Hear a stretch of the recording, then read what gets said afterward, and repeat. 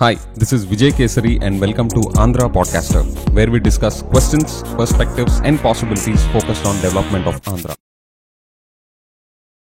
Friends, ఆంధ్రాకి చాలా రేర్గా వచ్చే ఆపర్చునిటీ ఒకటి దొరికింది. అదేంటి అంటే మన సిబిఎన్ గారు is the king maker in the centre along with Nitish Kumar గారు. ఆంధ్రాకి నెక్స్ట్ 5 years దాకా ఇంత అడ్వాంటేజెస్ అండ్ పవర్ఫుల్ సిచ్యువేషన్లో మనం ఎప్పుడూ ఉండబోం, at least for the next 5 years. So ఈ పవర్ని, ఇంత అడ్వాంటేజెస్ పొజిషన్ని సిబిఎన్ గారు ఎటువైపు వాడతారు? పోర్ట్ఫోలియోస్ అండ్ మినిస్ట్రీస్ తెచ్చుకోవడానికి వాడతారా, లేదా ఆంధ్రాకి డెవలప్మెంటల్ రిక్వైర్మెంట్స్ని మీట్ చేసేలాగా సెంటర్ హెల్ప్ కోరతా అటువైపు వాడతారా? ఫ్రెండ్స్, నేను ఒక ఇన్స్టెన్స్ షేర్ చేసుకుంటా. డ్యూరింగ్ వైఎస్ఆర్ గారి టైం ఒక టాక్ నడిచేది.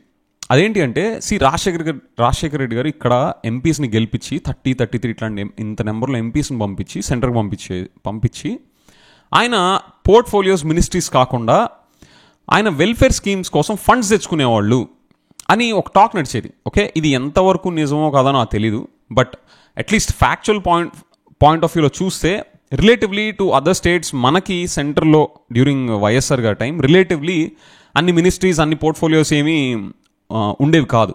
So probably there is some sense or some kind of truth to that అని నేను అనుకుంటున్నా. That's my personal opinion. But ఇది ఒక టాక్లా నడిచేది. అది ట్రూతో కాదో కూడా నాకు తెలియదు, నేను అనుకుంటా. సో ఇక్కడ విషయం ఏంటి అంటే మన సిబిఎన్ గారు ఇప్పుడు ఆయనకున్న పవర్ని అలాగే ఆయన మినిస్ట్రీస్ తెచ్చుకోకుండా ఆంధ్ర డెవలప్మెంట్ రిక్వైర్మెంట్స్ వైపు వాడతారా, లేదా మినిస్ట్రీస్ అండ్ పోర్ట్ఫోలియోస్ మీద ఫోకస్ పెడతారా? మన ఆంధ్రాకి ఒక 3 to 4 మేజర్ రిక్వైర్మెంట్స్ ఉన్నాయి. ఒకటి స్పెషల్ స్టేటస్. స్పెషల్ స్టేటస్ అనేది ఒక 14th ఫైనాన్స్ కమిషన్ ప్రకారం దాన్ని కాన్స్టిట్యూషనల్ శాంక్టిటీ తీసి వదిలిపడేశారు. ఓకే, సో స్పెషల్ స్టేటస్ తీసుకురావడానికి కాన్స్టిట్యూషన్లో శాంక్టిటీని తీసేసి దాన్ని పక్కన పెట్టేసి దాన్ని మళ్ళీ రిజరెక్ట్ చేసి or in a different form, I don't know, ఆ స్పెషల్ స్టేటస్ వచ్చేలాగా చేస్తారా సిబిఎన్ గారు ఆయనకున్న పవర్ని ఇప్పుడు యూజ్ చేసి? And this also a bit more interesting. ఎందుకంటే ఒకటేమో స్పెషల్ స్టేటస్ దానికున్న కాన్స్టిట్యూషనల్ శాంక్టిటీ తీశారు. ఇంకోటి, ఇదే ఇష్యూ మీద 2018 ఆ టైంలో సిబిఎన్ గారు మోడీ గారు బ్రేకప్ చెప్పుకున్నారు, రైట్? స్పెషల్ స్టేటస్ అని, స్పెషల్ ప్యాకేజ్ అని, మళ్ళీ స్పెషల్ స్టేటస్ అని. Okay, so I don't know how it will turn out, but ఇంత మోస్ట్ పవర్ఫుల్ అండ్ అడ్వాంటేజెస్ సిచ్యువేషన్ని సిబిఎన్ గారు స్పెషల్ స్టేటస్ తీసుకురావడానికి ఉపయోగిస్తారా? ఓకే, number 1. Number 2, Amaravati development. State క్యాపిటల్ని డెవలప్ చేసుకోవడానికి సెంట్రల్ గవర్నమెంట్ నుంచి ఎలాంటి సపోర్ట్ తెచ్చుకోవచ్చు అనేది ఈ పవర్ని యూజ్ చేసి ఆయన ఇంకా మోర్ ప్రెషర్ పెట్టి సెంటర్ మీద మాకు స్టేట్ డెవలప్మెంట్ స్పెసిఫిక్గా ఇంత ఫండ్స్ కావాలి, ఓకే, ఫ్రమ్ ద సెంటర్ అని ఆయన శాంక్షన్ చేయించుకొస్తారా along with special status? And థర్డ్ది, Vizag steel plant issue.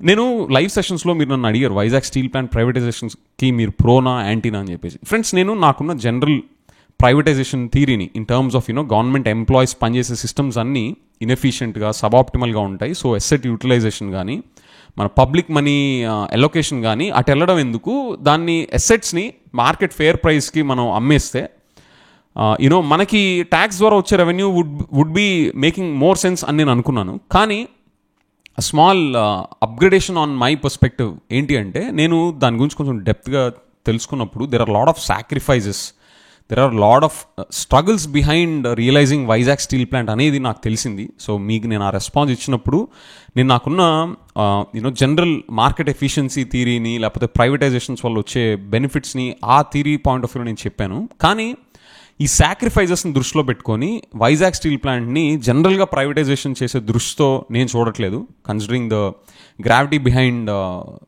The situation in the past. So అందుకని నేను I'm not anti to Vizag Steel Plant, as keeping it intact and not to privatize it. So I'm neither pro nor anti. నేను ఇంకా డీప్గా వెళ్తున్నాను సబ్జెక్ట్లోకి. So but definitely నేను దాన్ని privatise చేయాలి అని చెప్పేసి నేను లైవ్ సెషన్లో అన్నట్టు మాత్రం నేను అది ప్రపోజ్ చేయట్లేదు. Okay, so having said that, ఆ వైజాగ్ స్టీల్ ప్లాంట్ ప్రైవేటైజేషన్ మీద సెంట్రల్ గవర్నమెంట్ టేక్ ఏంటి క్లారిటీ తెచ్చుకుంటే that is a big win for at least Vizag steel plant issue. Okay, so special status, Amaravati development కావాల్సిన funds, Vizag steel plant privatization మీద clarity. And ఫోర్త్ది, one of the most important thing, మన state డెవలప్మెంట్కి center ఎలాంటి ఇనిషియేటివ్స్తో మనకు సపోర్ట్ చేస్తుంది. ఫ్రెండ్స్, ఇదేదో దారాదత్తంగా జనరాసిటీతో ఏదో చారిటీ మైండ్ సెట్లో కాదు అడిగేది. మన స్టేట్ రీఆర్గనైజేషన్ యాక్ట్ ప్రకారం, ఏపీ రీఆర్గనైజేషన్ యాక్ట్ ప్రకారం సక్సెసర్ స్టేట్స్ అంటే తెలంగాణ అండ్ ఆంధ్ర, ఈ 2 స్టేట్స్ ఫైనాన్షియల్గా సస్టైనబుల్ స్టేజ్కి వచ్చేదాకా సెంట్రల్ గవర్నమెంట్ సపోర్ట్ చేయాలి అనేది ఆ యాక్ట్లో పెట్టారు. ఓకే, సో మనతో పోలిస్తే తెలంగాణకు హైదరాబాద్ ఉందా, వాళ్ళకి సపోర్ట్ చేయాలా లేదా అనేది వాళ్ళ ఇష్యూ పక్కన పెడదాం. కానీ ఆంధ్రాకున్న సిచ్యువేషన్లో మన క్యాపిటల్ ఏ పరిస్థితిలో ఉందో తెలుసు, ఇక్కడ ప్రైవేట్ సెక్టర్ సిచ్యువేషన్ ఎలా ఉందో తెలుసు, ఇన్ఫ్రాస్ట్రక్చర్ సిచ్యువేషన్ ఎట్లా ఉందో తెలుసు. సో ఇది దృష్టిలో పెట్టుకొని సెంటర్ సపోర్ట్ చేయాల్సినట్టు సెంట్రల్ గవర్నమెంట్ సపోర్ట్ చేయాలని చెప్పేసి యాక్ట్లో ఉన్నప్పుడు మనం hard action items central government నుంచి ఏం డిమాండ్ చేస్తాం. ఓకే, సో ఈ 4 పాయింట్స్ అనమాట: special status, Amaravati support funds, next Vizag steel plant and overall state డెవలప్మెంట్కి అన్ని రీజన్స్ని డెవలప్ చేసుకునేలాగా సెంట్రల్ గవర్నమెంట్ ఎలా సపోర్ట్ చేస్తుంది.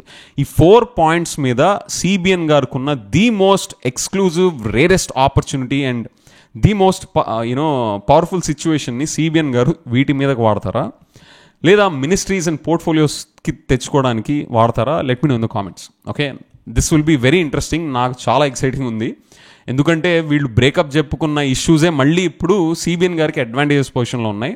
ఆర్ ఫ్రెండ్స్, ఇది కూడా జరగచ్చు. సిబిఎన్ గారి మీద సిఐడి కేసులో ఏవో పెట్టించారు కదా, సో అవి ఎంత నిజమో కాదో, వాటికి లీగల్ శాంక్టిటీ ఎంత ఉందో నాకు తెలియదు. I'm not a legal expert. So అలాంటి కేసెస్ రన్ చేస్తా సిబిఎన్ గారి మీద ఆ హోల్డ్ ఒకటి పెట్టుకొని సెంట్రల్ గవర్నమెంట్ కేసులు చూపించేసి మీకు ఏమి ఇచ్చేదేం లేదు, you are the king maker అని చెప్పేసి పబ్లిక్కి చూపించేసి మనకి టెక్నికల్గా ఆంధ్రాకి దొరికేది ఏమీ లేదు అనే సిచ్యువేషన్లో మనం ల్యాండ్ అవుతామా? That's also possibility, right? And this applies to even Jagan Garu also. Had Jagan Garu been, re-elected this time, let's say ee situation malli vaste, I would, this applies even to him also. Jagan Garu meeda unna CBI cases, okay? ఆ CBI cases చూపించి మీ స్టేట్కి ఇచ్చేది ఏం లేదు, మీరు గట్టి కడితే మేము జైలు వేస్తాం, ఈ టైప్లో కాన్వర్జేషన్స్ ఏమన్నా జరిపించి ముందుకేమో కింగ్ మేకర్స్ అని చూపించి బిహైండ్ ద సీన్స్ ఏమో చేతులు ఏం పెట్టకుండా వచ్చినందుకు భోంచేసి వెళ్ళండి అన్నట్టుగా మన వాళ్ళని తినిపించి పంపిస్తారా? Okay, this is very interesting. Let us see ఎట్లా అవుద్దో. But let me know your comments. ఎటువైపు వెళ్తుంది సిబిఎన్ గారికి ఉన్న ఈ ఎక్స్క్లూజివ్ పవర్, ఎటువైపు ల్యాండ్ అవుతుందో నాకు కామెంట్స్లో చెప్పండి. Thank you.